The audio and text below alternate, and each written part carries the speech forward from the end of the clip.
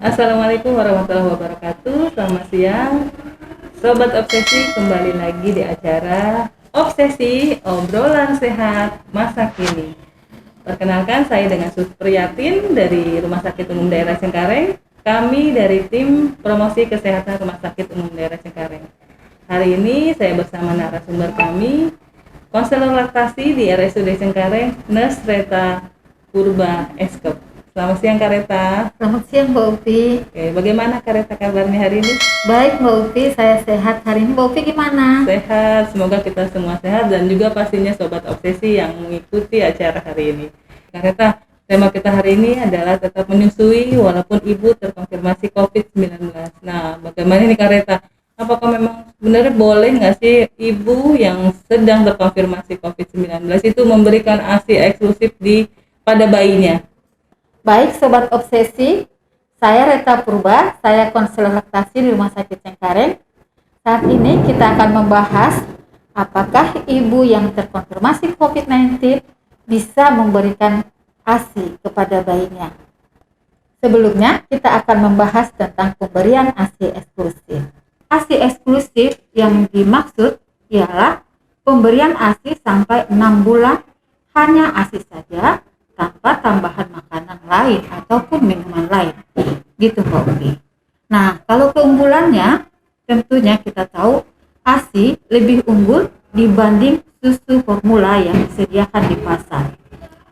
Keunggulan ASI yang pertama adalah saat kita menyusui, kita akan menyayangi bayi kita. Jadi ada ikatan erat ya Kak? Iya betul Mbak Upi. Kita sayangi bayi kita, maka proses itu yang disebut bonding. Nah, kalau ada ikatan kasih sayang antara ibu dan bayi, maka bayinya akan nyaman. Ya Bu Upi, ya, bayi betul. yang mendapatkan kasih sayang yang penuh, dia akan merasa nyaman dan dia akan tumbuh menjadi seorang pemberani Mbak Upi. Luar biasa. Jadi percaya diri gitu ya, karena dia disayangi gitu. Nah, kemudian ASI mengandung antibodi. Ya tahu dong, ibu-ibu semua sobat obsesi saat ini kita memerlukan namanya antibodi ya. Ini musim pandemi COVID ya Bu Upi. Kita perlu banget antibodi. Nah, di ASI itu antibodinya banyak ya. Antibodi inilah yang akan melindungi bayi ibu dari virus dan bakteri ya. Jadi nanti kalau ada masuk virus ke dalam tubuh bayi, maka antibodinya akan memakan itu kuman ya, sehingga bayi kita tidak sering sakit ya. Bayi jadi tidak sering sakit gitu ya. Kemudian dia mengandung hormon pertumbuhan ya. Hormon pertumbuhan ini akan menjaga bayi bertumbuh tanpa melewati batas. Jadi tidak obesitas ya. Kalau gemuk kan bagus ya Bu Upi. Iya, berlebihan juga tidak bagus juga ya Kak. Tapi yang dimaksud di sini obesitas itu kegemukan yang dewasa, nanti dia tidak akan obesitas. Jadi dia tidak akan kelebihan berat badan yang membuat jadi penyakit ya. Gitu. Kemudian selanjutnya dia mengandung enzim. Enzim ini diperlukan dalam pencernaan sehingga proses penyerapannya menjadi lancar ya. Kemudian bayi tidak suka sembelit. Iya, itu. Oleh karena bantuan enzim itu tadi ya. Berarti memang ASI itu diberikan idealnya 6 bulan ya Kak, tanpa makanan tambahan. Nanti setelah 6 bulan diberikan pasti ya Kak, tambahan. Iya betul. Jadi setelah 6 bulan menganjak 7 bulan ya, jadi sudah lewat 6 bulan baru diperkenalkan makanan yang lebih padat ya, supaya dia mengenal ada makanan yang lain ya. Jadi selain untuk kebutuhannya, karena bayi memang setelah 6 bulan aktivitasnya lebih banyak Bu Upi, dia belajar duduk gitu ya. Jadi dia membutuhkan nutrisi yang lebih padat, lebih baik gitu ya. Kemudian kalau kita perkenalkan makanan di awal, rahang bayinya akan terbentuk, akan berbeda ya rahang. Jadi nanti giginya tumbuh bagus gitu, rapi ya, itu juga bisa. Jadi banyak sekali keunggulan dari ASI tersebut ya Kak. Iya betul Bu Upi. Jadi dari keunggulan. Tapi kan banyak ibu-ibu muda yang mengeluhkan gini Kak Reta, ASI saya nggak keluar, saya langsung beli susu formula aja. ASI saya sama sekali nggak ada atau sedikit, akhirnya buru-buru segera beralih ke susu formula. Nah, untuk supaya tidak terjadi ASI yang sedikit, kira-kira apa sih yang harus kita lakukan, ibu-ibu muda lakukan supaya ASInya banyak? Iya betul ya, betul banget ya Bu Upi. Kita sering menemukan ibu-ibu baru melahirkan, hari pertama ASInya nggak ada, ibunya bingung, langsung dikasih susu formula. Nah, ibu-ibu sobat obsesi perlu tahu ya, memang ASI itu kadang ada yang keluar masih hari pertama, tapi maksimalnya dia keluar di hari ketiga ya. Nah, walaupun ASI belum keluar di hari pertama ya, ibu nggak perlu khawatir ya, nggak perlu, karena lebih seringnya udah buru-buru khawatir nih ya. Jadi harus diberikan susu tambahan gitu ya, sebetulnya bayi belum memerlukan ASI sebagai nutrisi ya. Untuk sampai 3 hari ke depan dia punya cadangan makanan di bawah kulitnya, namanya lemak coklat ya, sudah disediakan ya.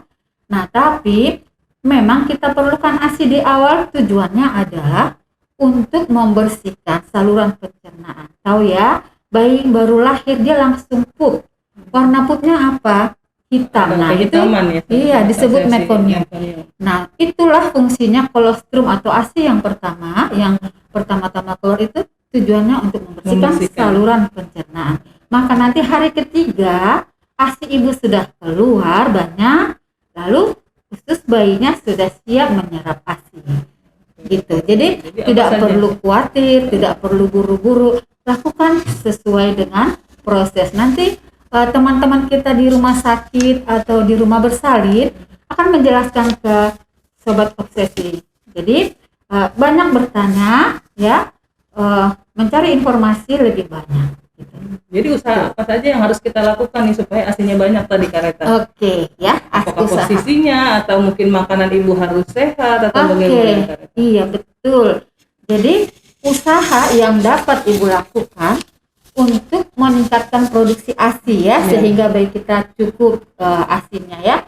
Yang pertama adalah sesering mungkin menyusui ya, jangan dijam-jamin, jangan dikasih waktu nanti jam 2 lagi ya, nanti jam 3 lagi, enggak seperti itu, tapi berikanlah ASI ketika bayimu menangis. Jadi semakin sering diberikan semakin banyak mengeluarkan ASInya ya. Iya betul. Iya sesering mungkin ya.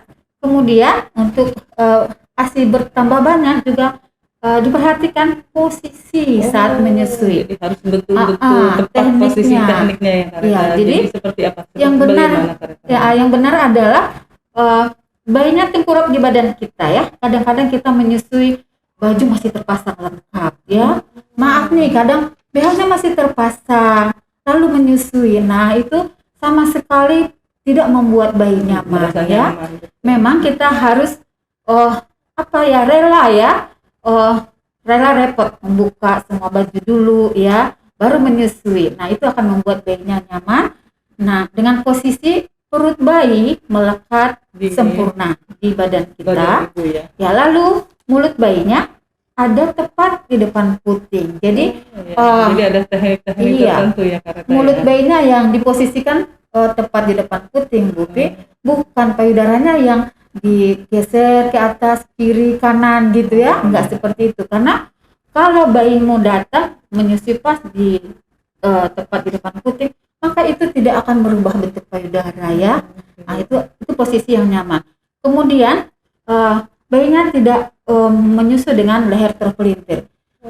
Jadi ya, yang seperti bagaimana Kareta? Saya sering temukan begini Bu, bayinya digendong lalu yang diputar hanya kepala. Ya begini. Jadi itu sama dengan kita minum tapi gelasnya di samping. Ya itu harus sejajar ya Kak? Lehernya terpelintir ya Bu. Jadi yang benar adalah ketika menyusu bayi seperti tengkurap di perut kita ya. Lalu tangan satunya di bawah payudara, tangan satunya di atas payudara, memeluk payudara. Nah, itu dia akan bisa memasukkan semua puting ke mulutnya. Nanti kita akan lihat bibir bayinya ada di bagian yang hitam. Maka tarikan atau sedotannya akan kuat sehingga ASInya akan berproduksi lebih banyak. Dan yang penting kita tahu juga Bu Pi, ketika puting dihisap ya, maka rangsangan di puting itu kan diantar ke otak kita, sehingga nanti otak kita akan mengeluarkan hormon yang memproduksi ASI. Nah, semakin banyak lagi tuh ASI-nya ya.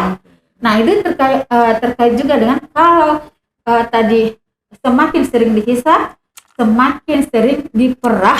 Iya, diperah ya, kemudian setiap 3 jam diperah. Nanti kita simpan di kulkas. Jadi kita ada stok nih Bu Upi. Oh iya, iya. Iya, jadi kalau kita punya kulkas di rumah, ya kita bisa simpan ASI. Kalau kulkasnya 2 pintu, kita bisa simpan sampai 3 bulan bertahan di freezer ya Bu Upi. Ya. Iya. Mungkin tapi diberikan stiker untuk penandaan ya Kareta, seperti itu ya. Iya, ditandain tanggal dan jam memerah. Kalau bisa tanggal dan jam expired. Nah, kalau 3 bulan sekarang gitu tanggal 23 bulan Februari, 2. Bulan 2. Berarti nanti tambah 3 ya. Bulan 2 tambah 3 berarti bulan 5 tanggal 23 baru expired. Ya, itu membuat ibu sangat bahagia, tidak stres kan. Akhir bulan susu enggak ada. Nah, beda kalau kita susu ASI ya, kita kasih ASI, kita ada stok. Nah, ibu jauh dari stres karena kurang ASI. Gitu Bu. Kalau untuk ibunya sendiri Kareta perlu nutrisi yang memang makanan gizi seimbang atau seperti apa sih Kareta untuk si ibunya sendiri? Iya, tentu saja Bu Pi.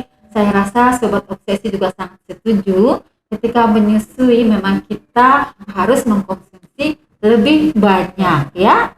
Tapi tanda kutip, lebih banyak apa? Ya, nanti kalau lebih banyak makan, nanti saya gemuk dong. Nah, itu kita bisa cari informasi atau kita tanya ya, ahli gizi bisa kita temui. Nah, supaya tidak gemuk nih, habis pas menyusui berat badan pasti nambah karena makan terus. Kita bisa makan yang diperlukan saja ya. Karbohidrat dikurangin ya. Yang diperlukan adalah protein ya, vitamin, kemudian serat tinggi. Nah, itu kita bisa dapatkan dari lauk pauk ya, ada ikan, daging, tahu tempe ya, kacang-kacangan, kemudian sayuran Bu Upi. Nah, jadi harus gizi seimbang. Iya, kalau ngomong-ngomong dengan sayuran Bu Upi, saya punya tips. Saya menyusui, saya makan gado-gado. Kalau berarti gado-gado sudah paket komplit. Iya, waktu itu saya makan gado-gado kok asinya banyak ya. Saya coba lagi, benar nggak sih? Benar ternyata Ibu. Karena di gado-gado itu ada kacang tanahnya. Ada kacangnya, ada sayurnya. Ada sayurnya, itu membuat asi lebih banyak lagi. Jadi ibu-ibu yang menyusui boleh makan lebih sering, tetapi kurangin karbohidrat, perbanyak protein, sayur dan buah. Ya, Oke, luar biasa pembahasan kita hari ini ya Kareta. Karena memang dari segi untuk bagaimana posisinya, kemudian harus sering dihisap untuk si dede bayinya ya Kareta, supaya asinya lebih banyak, dan ibunya pastinya harus makan makanan gizi seimbang. Nah, yang sekarang terakhir tadi kan tema kita adalah boleh nggak sih untuk ibu yang terkonfirmasi COVID-19 ini menyusui Kareta, karena kan yang kita tahu, wah khawatir nih kan ibu itu harus diisolasi, kemudian tidak boleh bercampur dengan anggota keluarga yang lain. Ada bagaimana dengan bayi ini sendiri, apakah masih boleh ASI diberikan pada ibu yang memang positif terkonfirmasi COVID-19? Oke Bu Upi, saya jadi agak terharu ini ya, ibu-ibu yang terkonfirmasi COVID-19 ya. Tapi saya berpesan ibu jangan jadi kecewa ya, jangan jadi sedih ya. Kita harus tetap optimis, kita harus berpikir positif. Bagaimana caranya berpikir positif? Ya, kita mengingat-ingat kejadian yang menyenangkan saja ya, dan kita perkatakan pada diri sendiri, saya harus sembuh. Saya harus bisa melaluinya, gitu ya. Kalau terkonfirmasi ya ibu-ibu ya, mudah-mudahan pemirsa kita walaupun ada yang terkonfirmasi, yang isoman di rumah, tetap semangat ya. Saya juga punya tips buat ibu yang sedang menyusui terkonfirmasi COVID-19 ya ibu. Seperti biasa kan, kita udah terbiasa, hidup kita sudah bersih ya, sudah prokes pencegahan penularan COVID-19 setiap hari kita sudah lakukan, berarti kita sudah bisa dong menyusui ya. Ibu-ibu sudah bisa menyusui langsung. Tetapi ingat ibu, karena ibu terkonfirmasi, mungkin bayinya tidak terkonfirmasi karena bayi sangat jarang bayi baru lahir dari ibu yang COVID-19 dia tidak tertular kok, jadi bayimu tetap aman. Nah, ibu harus isolasi kalau bisa satu kamar ya, ibu sendiri kamarnya, bayinya beda kamar dengan ya, bayinya ya. Beda kamarnya. Nah, saat menyusui ibu yakinkan ibu sudah ganti masker baru ya, sudah mungkin cuci tangan dulu, cuci tangan pastinya mandi, ya gitu kan, sudah cuci tangan kan. Kalau menyusui kan sesering mungkin Bu Upi, nggak mungkin setiap kita mau nyusui mandi dulu gitu ya, tapi yakinkan ibu di rumah karena ibu nih menyusui nih, yakinkan ibu tidak pernah menyentuh wajah ya tanpa mencuci tangan.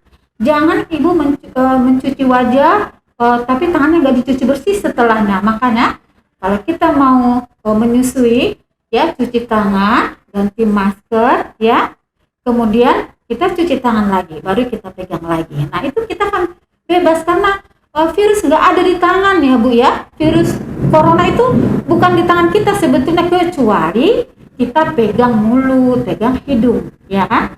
Nah, kalau kita sudah pakai masker, sudah nggak pegang mata, nggak pegang hidung, nah itu kita bebas, boleh kita melakukan apa saja, termasuk menyusui. Menyusui bayilah seperti biasanya.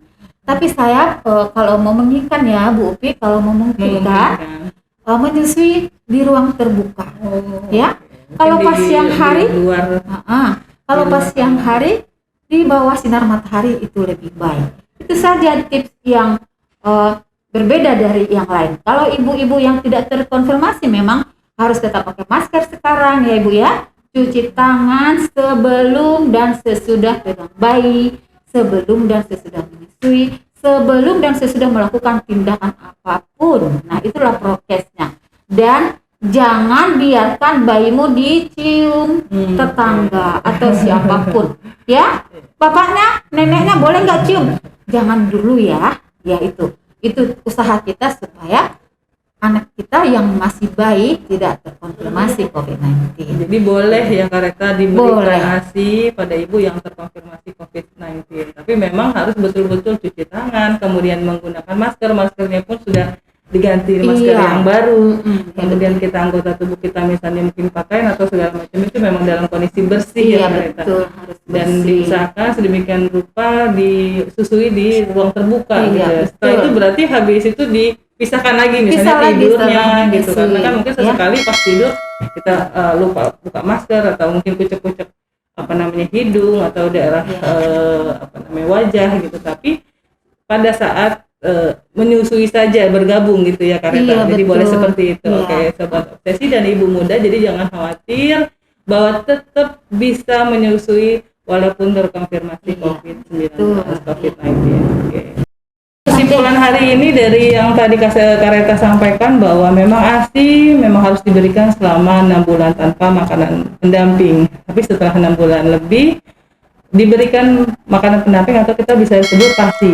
Gitu Kak Reta. Kemudian tadi ada keunggulannya diantaranya adalah bonding, kedekatan ibu dan bayi lebih dekat, kemudian antibodinya didapat di situ yang sangat luar biasa gitu dibanding susu, mungkin susu formula yang semahal apapun masih lebih baik ASI seperti itu. Kemudian tadi ada teknik atau usaha ibu jika tidak ASI-nya banyak, maka salah satunya adalah ibu mengkonsumsi makanan gizi seimbang. Jadi jangan patah semangat kalau misalnya 1-2 hari masih belum banyak keluar ASI, tapi ada usaha-usaha dari ibu bagaimana supaya ASI-nya jadi lebih banyak. Dan yang terakhir tadi adalah ibu terkonfirmasi COVID-19 boleh diberikan ASI, tapi dengan tetap menjaga prokes. Oke, sobat obsesi, sampai di sini dulu acara kita hari ini.